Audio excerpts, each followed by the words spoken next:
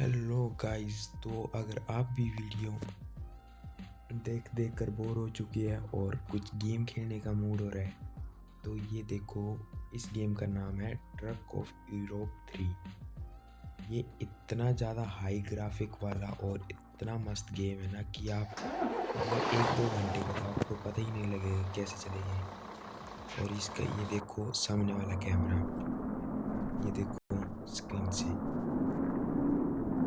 मतलब एकदम बेस्ट।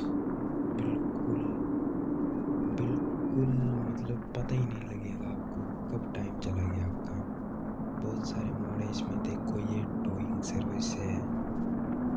अगर आप भी गेम खेलने के शौकीन है, खासकर ट्रक वाली, तो इसे डाउनलोड करिए। अभी मेरे ट्रक में ट्रेलर नहीं लगा है, वो जॉब नहीं लगी है। वैसे आप सिटी में जाके जॉब लेके फिर अलग अलग जगह पर जाके उस ट्रेलर को पहुंचा सकते हो। बहुत ही मस्त गेम है, ट्राई करना। गेम का नाम है ट्रक ऑफ यूरोप 3। और गाइस